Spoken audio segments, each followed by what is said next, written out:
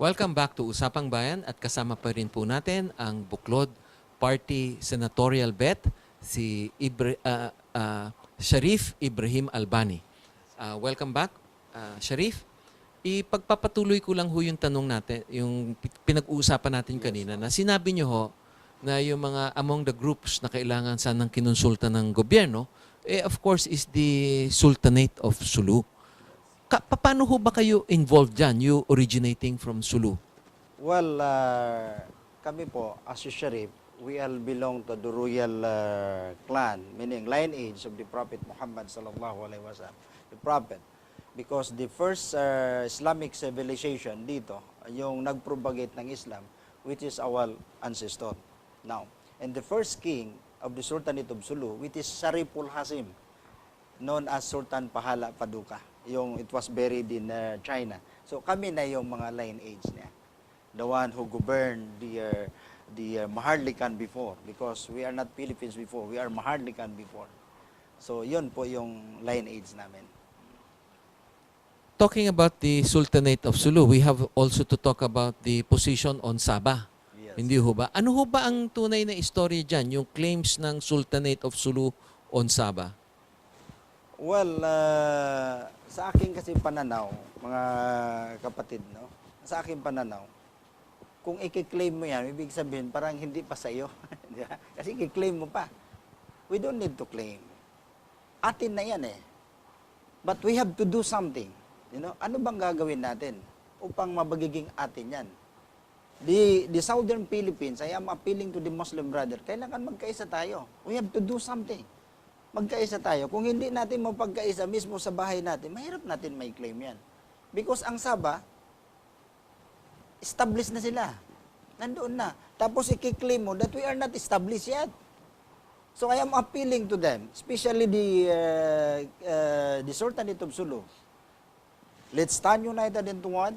Magsama-sama tayo. Ano ang gagawin natin? And we have to involve the national government because we are part of the Republic of the Philippines. No matter how, we will give juridical personality to the national government. Magpatulong tayo para hindi na magkaroon ng tinatawag na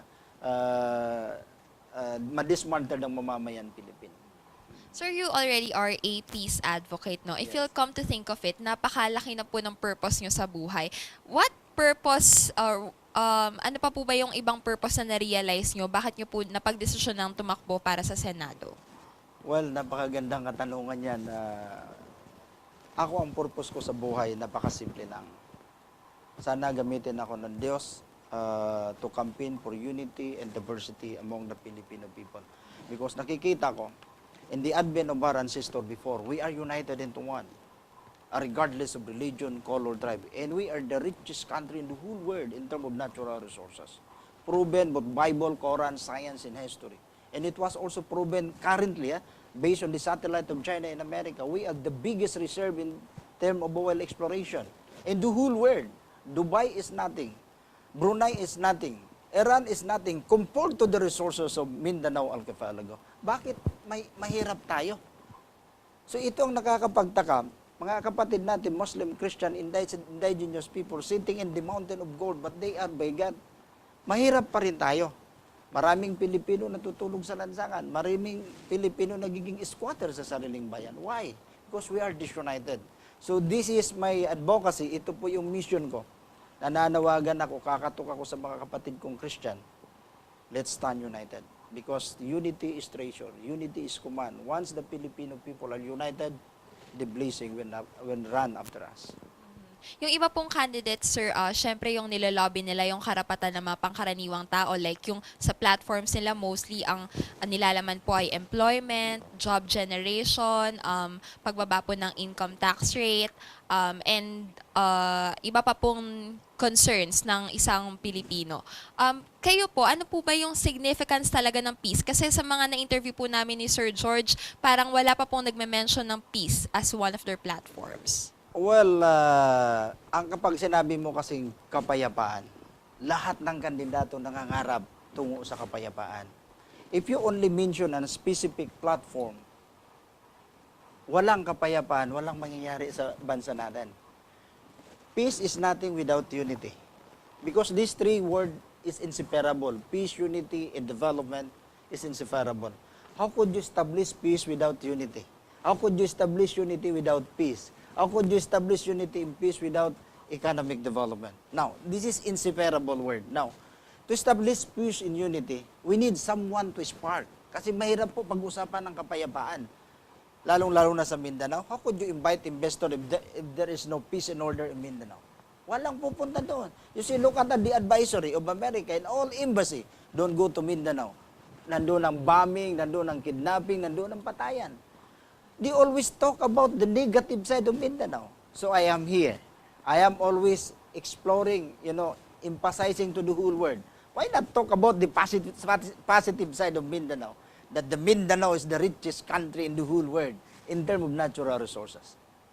So yun po yung pangarap natin. Sana mapag-usapan ang nilalaman at tungkol sa pagkakaisa ng mamamayan Pilipino. Tumatakbo ho kayo bilang senatorial candidate, no? Yes, po. At alam naman po natin lahat na pagtatakbo ka sa national elections as a senatorial candidate, you need to have some kind of machinery, funding, and support base para naman mapangalagaan ang inyong mga balota at malaman rin ng tao kung sino kayo. Pag iikot nyo, makilala kayo.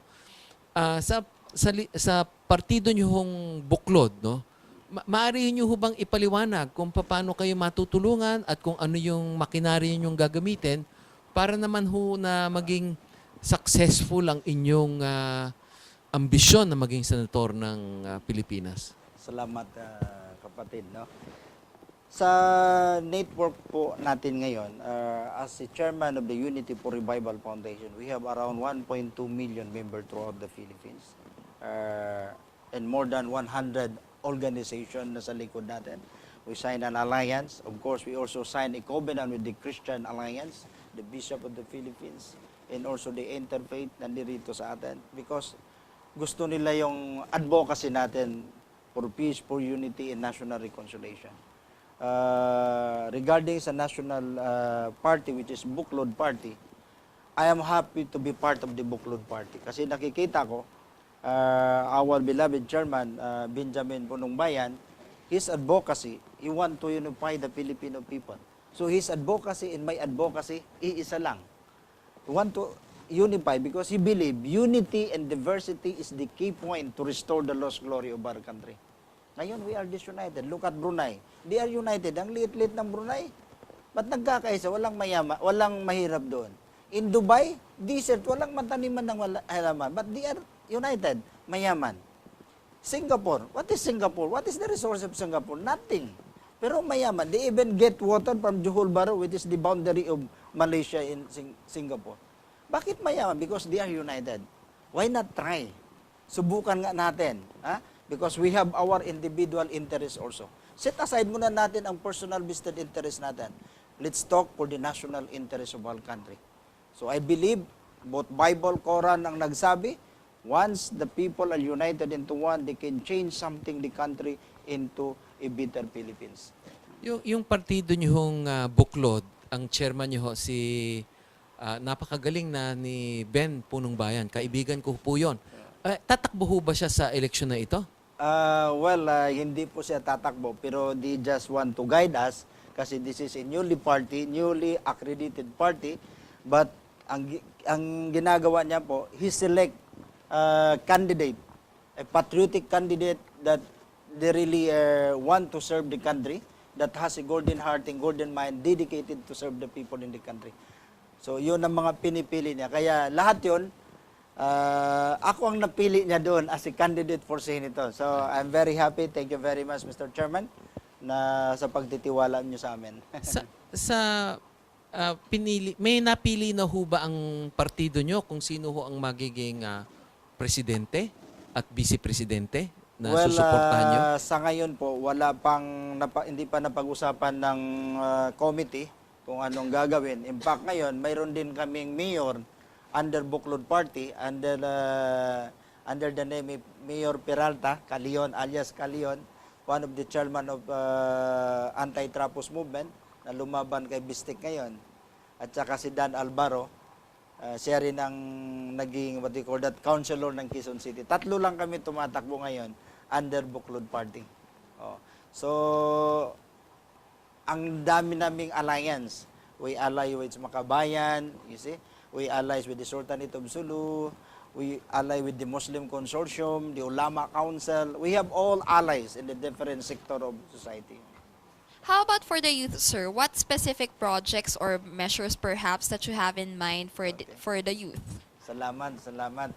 You know po, in Mindanao, lalong-lalo na ang kabataan, we have been backsliding in term of education. Sana kung manalo tayo, papalarin, nandoon ako, I will insert the Committee of Education. Kailangan po ng Mindanao yung tinatawag na education. Kapag papalarin tayo, we will select intellectual student, high school, papadala natin sa iba't ibang bansa. They will use our machinery kung paano. Assuming we can, kakuha lang tayo ng mga 100, 200 scholar. They will study about Islamic jurisprudence, IT, banking and finance. In 4 years, pagdating nila dito, mag-iba yung image ng Mindanao. Hindi na yung tinatawag na terrorist, kidnapping, patayan. We have to change the mindset of the Mindanaoan people, especially the kids. Kasi ngayon, hindi mo na ma-change. So, nananawagan ako, sana we have the chance, mapagbigyan tayo, kakatukaw sa mga kapatid kong Kristiyano, kami mga kapatid yung Muslim, kahit ano pang gagawin namin, hindi kayo mananalo kung Muslim lang ang aasahan natin. So, I am appealing to my brother Christian, let us give chance for the Muslim, that the Muslim has the direction to serve the country.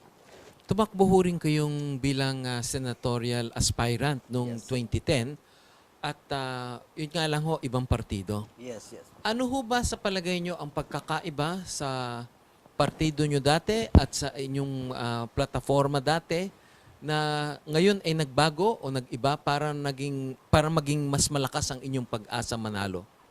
Well, noon kasi, Andel Kilos ang bagong lipunan. Hindi po nag-iba yung platform ko mula noon hanggang ngayon. Hindi ko iniba. Pero yung network noon, mahina. Pangalawa, hindi masyadong kilala. Oo, hindi masyadong kilala. So ngayon, more than 6 years, inorganize namin. Kapag tumakbo ka, alam mo na kung anong missing link kailangan mo. So, yun po inactivate namin lahat. We link with the Brother Christian, lahat ng mga organization, more than 100 organization sa likod natin ngayon. Gumagalaw for our advocacy. So hindi lang sa Buklod Party, kung hindi mga alliances with the different parties. Yes. So sa mga alliances, sino ho ba ang pinakamalalapit yung mga kaalyado? Number one, let's talk about the Muslim side first. No? Number one, I was officially endorsed by the Sultanate of Sulu, in North Borneo. Of course, I was also officially endorsed by the Central Committee of the MNLF, the Moro National Liberation Front. I was officially endorsed by the Muslim Consortium Funds, the Imam Council of the Philippines, So ito yung mga nag-endorse sa atin sa lahat. So dito naman sa Christian side, anonymously we was endorsed by the Interfaith, lahat-lahat ng pananampalataya. I'm part of the Interfaith. In fact, when I fired the candidacy, the Secretary General of the Interfaith, nandoon pa sa akin. We have 2 bishops sumama sa akin. I was also endorsed by the Christian Alliance of the Philippines. At saka lahat ng marami pa mga sektor. So yun ang nakikita natin. We have the possibility. Kasi wala pong Muslim ngayon. Tingnan nyo po, sir, we have 24 senatorial country. 21 in Luzon, 3 in Visayas, none in Mindanao. So where is justice? Where is equality in terms of national leadership? At this point, we need to have a station break. Please stay tuned and we will be back with our guest momentarily.